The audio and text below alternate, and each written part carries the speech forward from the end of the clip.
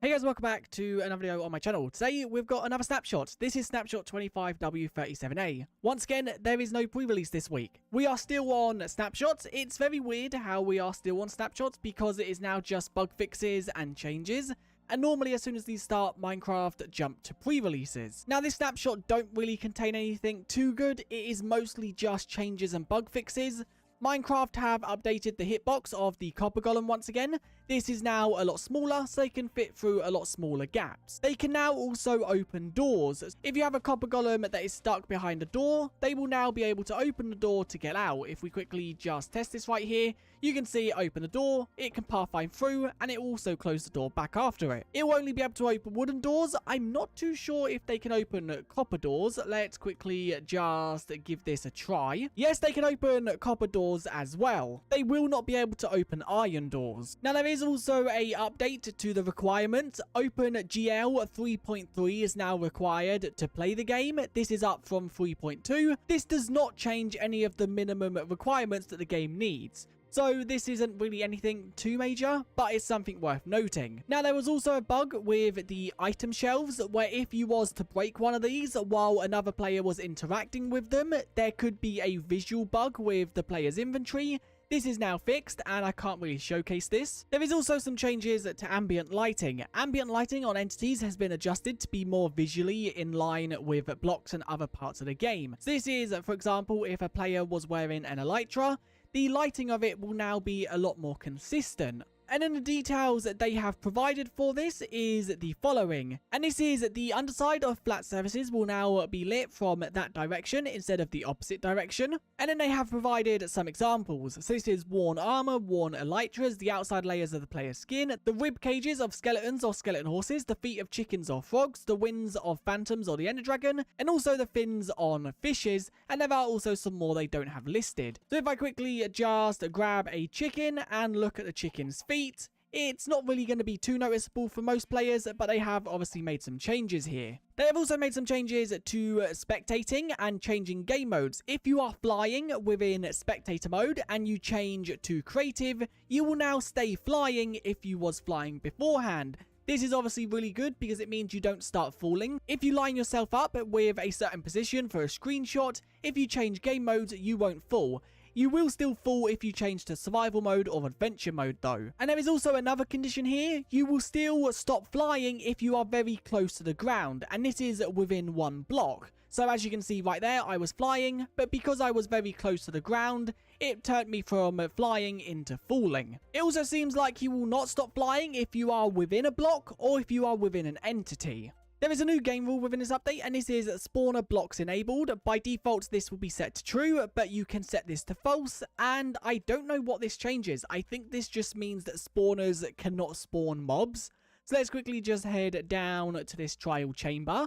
And if I was to now go within one of these, yes, you can see it is not activating. This works for both trial spawners and normal spawners. And just to show you that it's not bugged, if I was to set this to true and then go back in survival mode, the spawner will activate. They've also made some additions to mob spawning with armor. The initial roll to choose a type now chooses between leather, copper and gold. The chance to increase an armor tier has been increased from 9.5 to 10.87. So this means that mobs within the world will now be able to spawn with copper armor. It seems like they have also removed iron armor, but they can still spawn with iron armor. It just obviously needs the requirements for it to do so. And the requirements are things like how long you have loaded a chunk for, and also the difficulty. And another change, which is really good, is resource pack screens and also the data pack screen now has a search bar. So if you want to search for a resource pack or data pack, you can now do that. You no longer need to scroll if you have a load of them. There is once again a lot of Minecraft server changes. You can see them right here.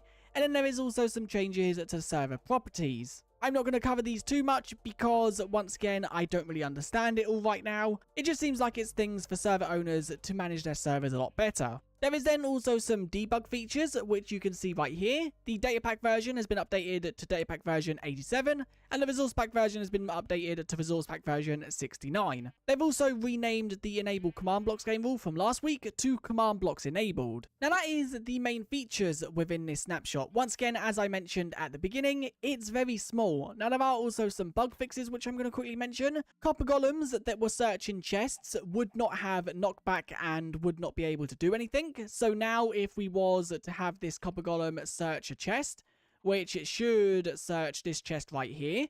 Yep, there we go. You can see it's opening it. You can see they can now fall and they have gravity. They can also be punched when they are opening a chest. There was also a bug where copper golems could interact with chests through solid diagonal blocks. For example, they would be able to interact with this chest from up here. And there was also a bug where copper golems could interact with chests that were not valid. So for example, they had blocks above them. This is now also fixed. One other thing that has been fixed in this snapshot, or in last snapshot I believe, was when you was to affect the data of a shelf. So if I was to quickly just do something along the lines of this command, I should have it somewhere here. Yes, if we was to do this command, prior to this snapshot this was bugged and it wouldn't work. But now, if I was to do it, you can see the items align on the bottom. So this is a way you can get that feature back just by editing the block data. Once again, if you want to do this within your world, the command is like so. Data modify block. You then want to get the coordinates. And then you want to do align items to bottom, set value true. A few more bugs that I quickly want to mention. There was a few bugs where some items would display incorrectly on shelves. This was things like shields. They would clip into the shelf. Also, mob heads and skulls would render too high on the shelves. You can now see they render in the middle like every other block. There was also a visual bug with the conduit. Now, I'm not exactly too sure what this visual bug was, but this visual bug is now fixed. A very funny bug, which I don't know how this happened, but the ink of a squid is meant to be black. Well, there was a bug in last snapshot where the squid ink was yellow for some reason. This is now fixed and it's back to the normal color. Now, the final thing I want to mention in this video is this image. With every snapshot, Minecraft releases an image with kind of things related to that snapshot. And in this image, you can see a copper golem with a stick. Now, this is a copper golem statue, as you can see from its pose. But them holding items isn't possible. I have scrolled through the snapshot patch notes and I cannot see anything related to this being changed. Now, it could be that the devs have used commands to make this happen. They might have used like display block entities to make it so the copper golem is holding an item when it's a statue.